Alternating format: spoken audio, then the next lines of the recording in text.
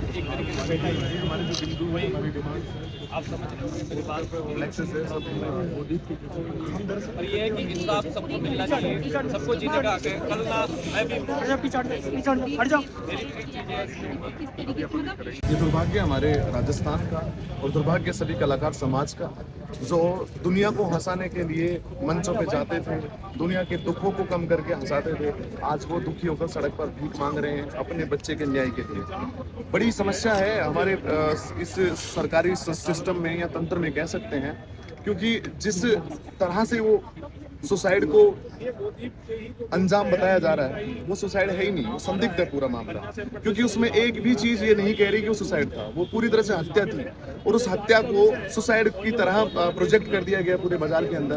दरअसल उस बाप पर क्या गुजर रही होगी जिसका लाडला बेटा, जिसमें कोई एक प्रकार का भी उद्यम नहीं था या ऐब नहीं था, उस बच्चे को ये कह दिया गया कि सिर्फ लोन की वजह से उसने सुसाइड कर लिया। नहीं, ऐसा कुछ भी नहीं था।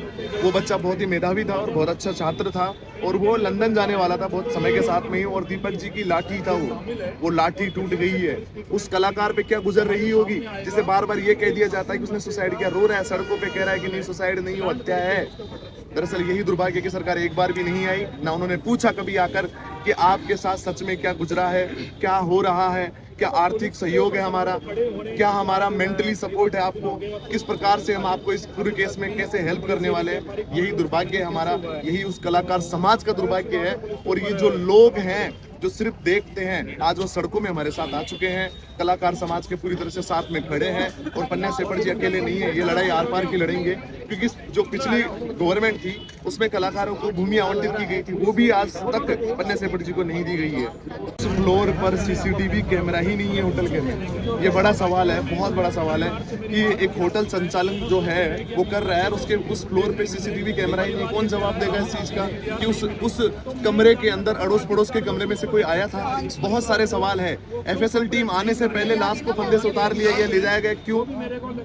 पुलिस वाले जिन्होंने दुर्व्यवहार किया पन्ना सेपट जी, जो हमारे आदरणीय हैं, बहुत सम्मानीय हैं, जिन्होंने पूरी जिंदगी दे दी कला के रूप में, उनसे बदतमीजी से बात की जा रही है, उनको बच्चे की शक्ल नहीं दिखाई जा रही है और तुरंत से उठा के घसीटते हुए ले गए उनके सामने से। जबकि एफएसएल टीम जब तक नहीं आ जाती, जब तक परिजन वहां पर नहीं पहुंच जाते, उनको उतारने का हक ही नहीं है फंदे से।